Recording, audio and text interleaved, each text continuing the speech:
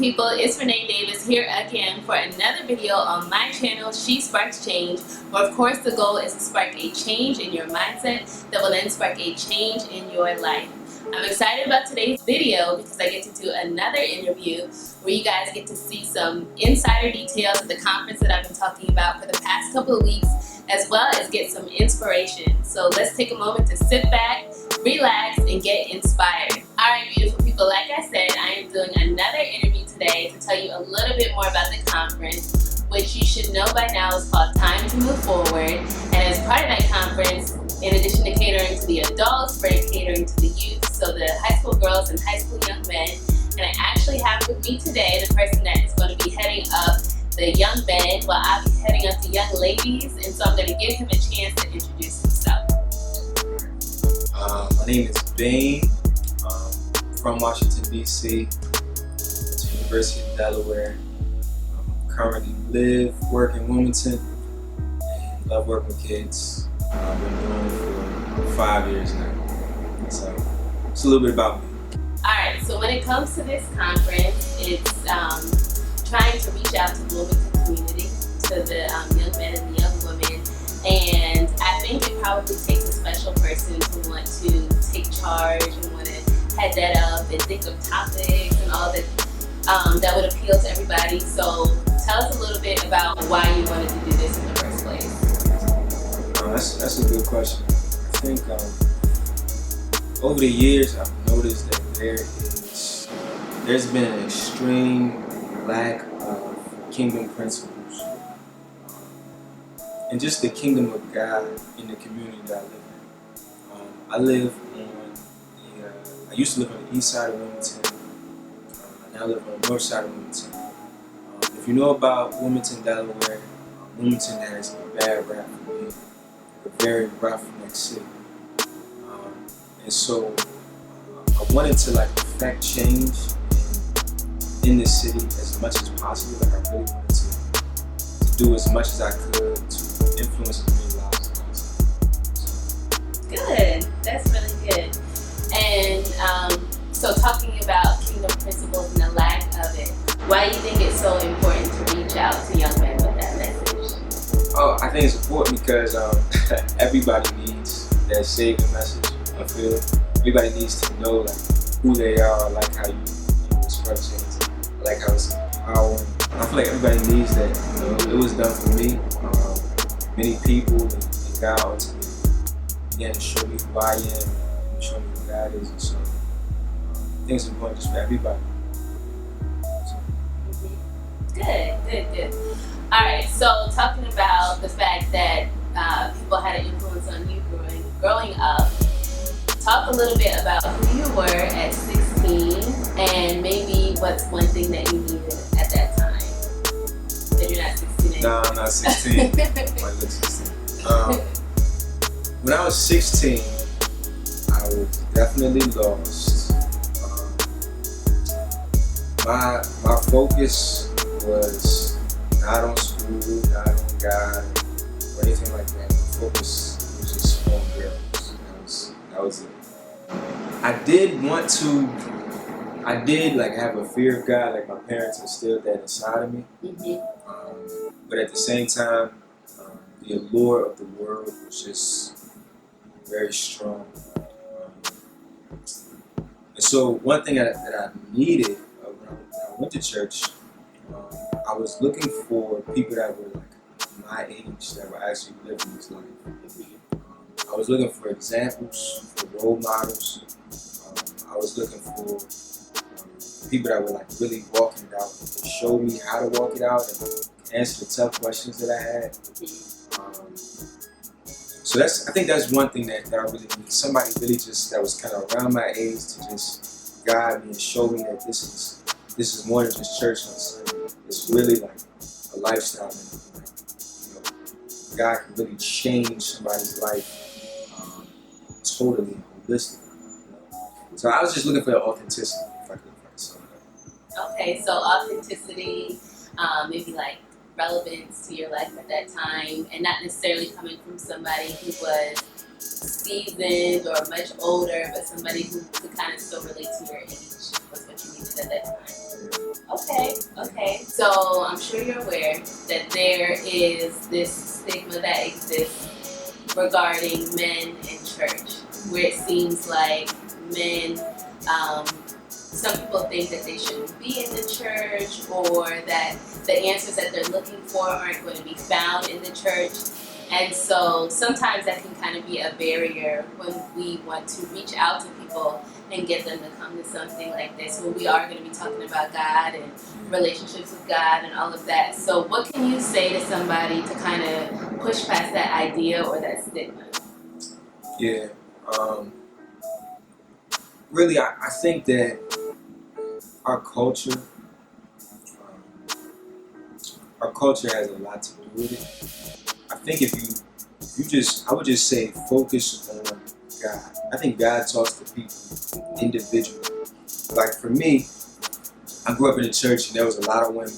I saw a few guys, but there was a lot of women. But I knew for myself that I felt conviction if I did something wrong.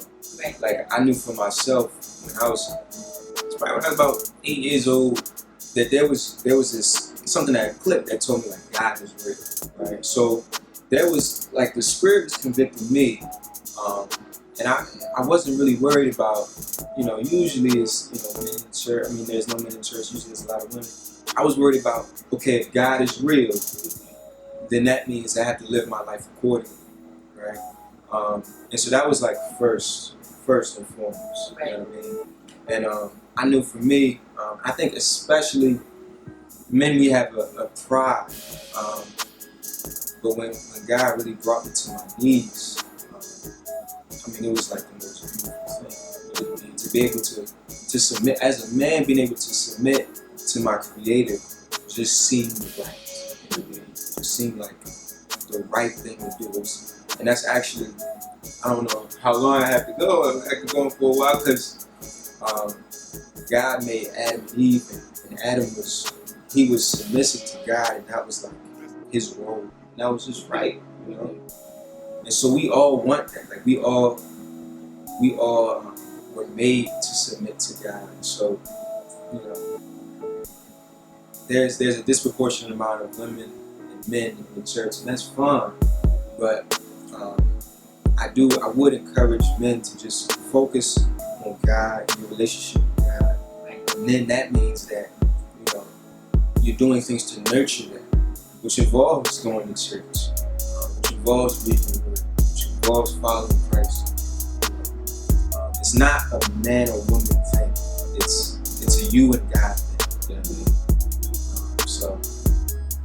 Good stuff. So I like the fact that you brought up that first and foremost is your relationship with God. So sometimes people think that whether or not the church has done right or wrong by them, or things that they've seen, and they ascribe those characteristics to God, but really it's about God having that relationship and ascribing his characteristics to the church. So that's good. Good stuff. And then we have another question. So now that people kind of know a little bit more about your background, what drew you in, and kind of like a little bit about what you've gone through to develop your relationship with God, why don't you tell a little bit about the conference? Not giving every single detail because you're going to have to come to see, but give some details about what people can expect. What can young men expect to get from this conference? What are they walking away with? Yeah, if you're a young brother, one thing that you could expect from this conference is some direction, some truth, some fun. We're going to have fun. And I mean, just some really awesome, camaraderie. But yeah, some truth and some direction. I think those are key words. And clarity. I think that's another word. Yeah. Clarity. Like, there's a lot of confusion out here. I think some clarity also. So truth, direction, clarity. That's what people can expect. That's what you can expect. And some fun. Yes, and some fun. It's not going to be so serious. So come expecting some truth, some clarity. Maybe you have some confusion going on that you just need some direction. And just come expecting to have a good time with other young men for those couple of hours, the investment is definitely worth it. Okay, so right after this, we're gonna do another short round of questions, but this is gonna be a little silly, so stay tuned. Now for our next round of questions, I'm going to be doing a list of favorites where I'm just going to ask a certain topic and then you'll give me your favorite regarding that topic, okay? And we're trying to make it quick so, you know, you don't have to, some people like to justify certain answers or anything like that. You just go for it. Alright, so it's football season, right? Mm-hmm. Who's your favorite football team? The Redskins. Oh, Washington Redskins. okay, I'll accept that. I'm not a fan, but I'll accept that. You know, I like the Giants, as you guys know. Sorry. We beat them. Yeah. Just once for the season, just so you can get a win under your belts, and I know it helps with the next win that you got. Okay? Yes, it did. It's good. All right, what's your favorite thing to eat? Favorite thing to eat is spaghetti. Spaghetti and meatballs. Okay. But I'm too lazy to make meatballs, so it's just like spaghetti. Just spaghetti. You're not a big cooker. Not really. Okay. I'll cook, but I'm not excited about it. Okay. All right. So outside of the Bible, what's your favorite book?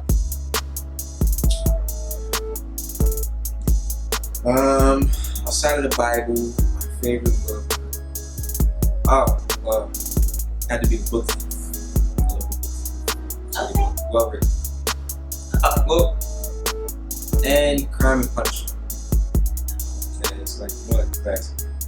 It's fascinating. Okay. Favorite holiday? Favorite holiday would have to be Thanksgiving. Yes. Get to eat. Food. Good to see all my family. Good. Favorite speaker? John Piper. Okay, that was quick. I thought that was gonna be a hard one. I listen to him a lot. He Okay. uses his hands all the time. That's awesome. Okay. This would make me hard. Favorite movie? Saving Private. Oh, okay. That's interesting. I don't think I've seen that before. Even though it's a classic. I don't No. think I've seen it It's before. on the shelf. Oh, is it? You Oh. need it immediately. Favorite superhero? Spider-Man. Okay. Alright. Favorite sport?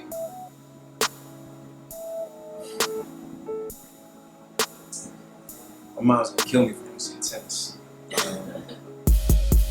My favorite sport is Football? Okay. Two more. Favorite city?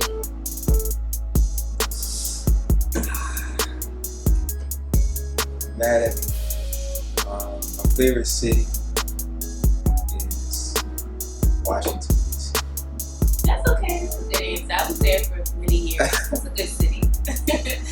And last one, favorite hobby?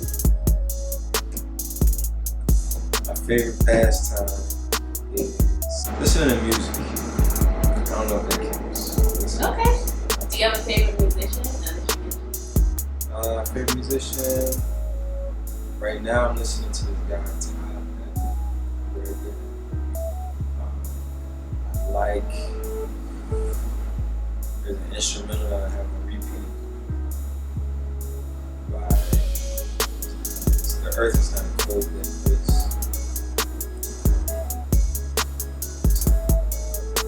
Okay. Haven't heard of those, but I'm sure they're really good. Yeah, they're not like Yeah. super popular. Yeah. The underground stuff is like the big stuff. Yeah, that's what I think. Alright, well, I want to thank Vane for doing this taping today, telling you guys a little bit more about the conference. Just so you know, it is taking place November 19th of this year. It's going to be at Delaware Tech Community College here in Wilmington. It's going to be $15 for the youth, so for young men, young women, $15. If you bring a friend, you two can come for $25, two for $25. And if you get a whole bunch of your friends and come in a group of 10, you only have to pay $10 for your ticket. So make sure you guys come out. Not only is it going to be great for the young men, but for the young women, we have so many different activities and workshops and just fun things planned for you so that you can leave feeling empowered. So guys, make sure that you sign up. Go to timetomoveforward.org to register for the conference and to pay for it. And you can also get information on my Facebook page, which I'll link below. As always, love you guys with the love that only comes from the one up above. Have a beautiful week. Bye.